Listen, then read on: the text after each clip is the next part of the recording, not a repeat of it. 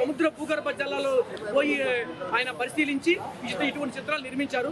గతంలో మన Titanic cinema ఇంకా 1000 సంవత్సరాల తర్వాత కూడా అటువంటి సినిమా తీసే విభాగంలో ఎవరికి నాలెడ్జీ లేకుండా అంత పవర్ ఆఫ్ నాలెడ్జీ సంపాదించారు. సో అదేవిధంగా ఇటువంటి చిత్రాలు నిర్మించాలంటే కొంచెం చాలా ఫుల్ పవర్ కావాలి, సో మెథడ్ కావాలి. సో ఆ మెథడ్లో ఈ చిత్రాన్ని నిర్మించారని నాకు తెలుస్తుంది. సో ఏమైనా కానీ ఇది భారతదేశం చాలా గర్వపడే అంశం. ఎందుకంటే మన రాజమౌళి గారు కూడా ఆయన ఒక అడుగుజాడల్లో నడుస్తూ ఆయన ఒక ఆదర్శంగా తీసుకొని ఈ రోజు ప్రపంచం మొత్తం కూడా భారతదేశం వైపు నడుస్తుందంటే ప్రేక్షకుల ఆదరణ చాలా బాగుంది.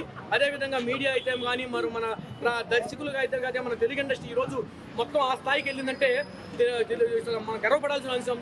వీడియో కాన్ఫరెన్స్ జేమ్స్ కెమెరా మాట్లాడటం మన తెలుగు ఇండస్ట్రీ చేసుకున్నటువంటి పుణ్యం.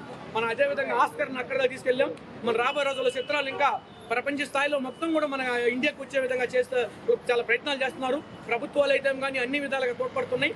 సో ఈ చిత్రం మాత్రం ఎవ్రీ ఆడియన్స్ ప్రతి ఒక్క స్టూడెంట్స్కి బాగా ఉపయోగపడుతుంది ఇది.